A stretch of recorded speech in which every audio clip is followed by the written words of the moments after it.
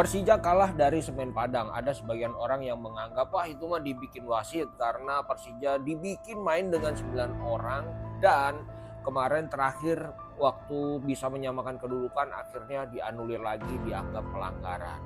Kemudian Pak Andre seperti biasa langsung bereaksi, ya kalau mau protes silahkan protes ke PT Liga Indonesia lah, kira-kira begitu.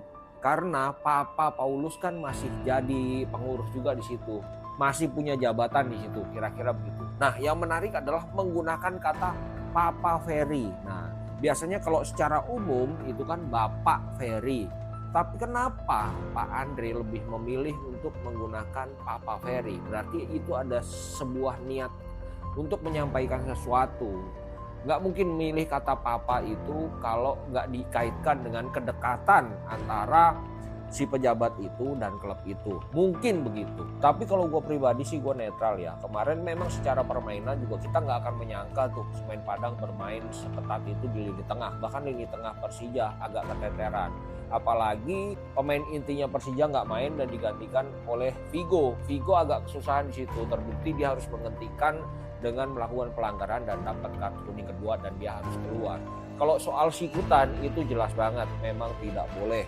Nah, soal pelanggaran si Elano waktu dia dribble ya itu masih debatable lah. Tapi setiap wasit pasti punya pertimbangan tersendiri. Dan ya sudahlah. Ya gue sih pengennya kemarin Persija menang supaya persaingan di atas ini makin sengit gitu antara Persib dan Persija. Dan kalau nonton pertandingannya tuh gue lebih bisa menikmati di situ. Ya kira-kira begitu. Gue sebagai penikmat sepak bola aja. Ya gimana menurut teman-teman?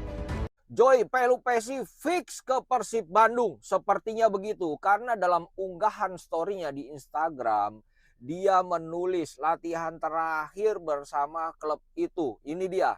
Nah, sepertinya rumor kemarin itu bukan sekedar rumor, tapi memang ini kepastian.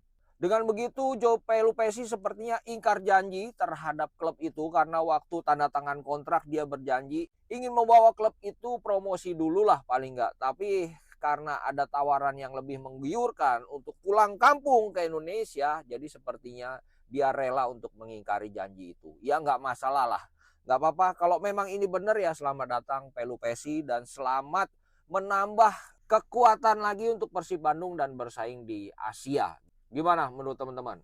Teman-teman tahu pertandingan ini antara Malut United dan PSM Makassar.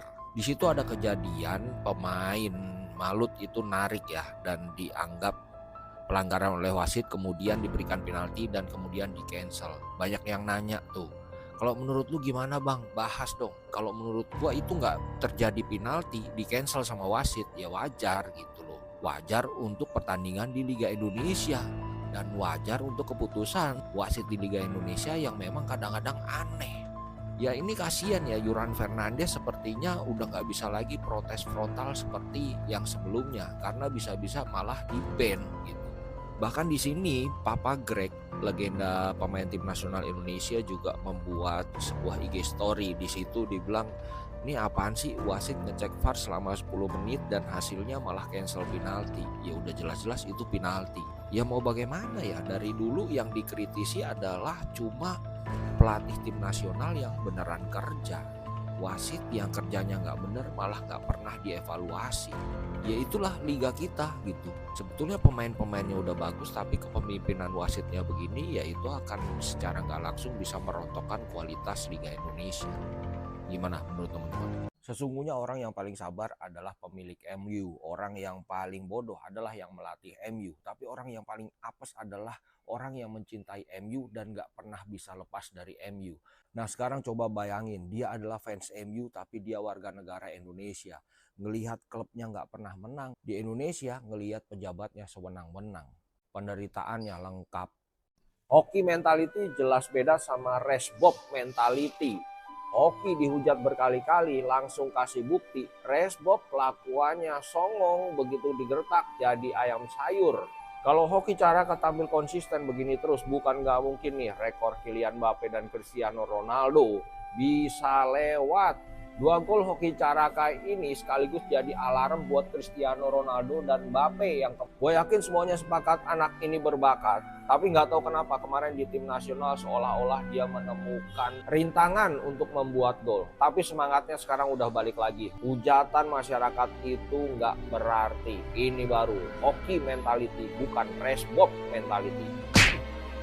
Federasi sudah menyetujui John Herdman menjadi pelatih tim nasional Indonesia. Kita tinggal menunggu pengumumannya.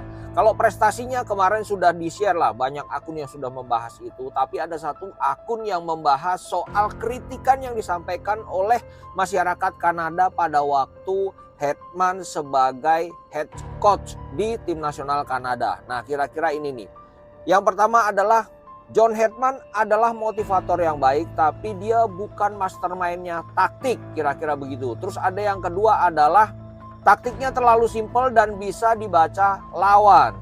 Karena di saat bermain dan lawan sudah mulai beradaptasi dengan taktik yang dia keluarkan, seringkali Herdman tidak memberikan perubahan yang signifikan untuk permainan timnya. Yang ketiga, kelemahan Herdman adalah kadang terlambat dalam mengganti pemain. Jadi di saat mengalami deadlock dia harus memasukkan siapa, itu kadang terlambat. Dinilainya begitu. Yang keempat, dia keras kepala dan dia seringkali jatuh cinta terhadap pemain tertentu. Dia dianggap memainkan orang bukan berdasarkan permainannya yang bagus, tapi memang kesukaannya dia. Yang keenam, John Herdman adalah seseorang yang bagus membangun tim, tapi sering mentok di level atas gitu. Ya kira-kira itu ya kelebihan dan kekurangan John Herdman. Ya setiap pelatih pasti punya gaya berbeda dan setiap pelatih pasti punya kelebihan dan kekurangan. Ya kita berharap setelah pegang tim nasional Indonesia, semoga kekurangan-kekurangan yang menjadi kritik warga Kanada ini bisa diperbaiki sama Herdman dan menjadi lebih baik dan diterapkan untuk tim nasional Indonesia. Gimana menurut teman-teman?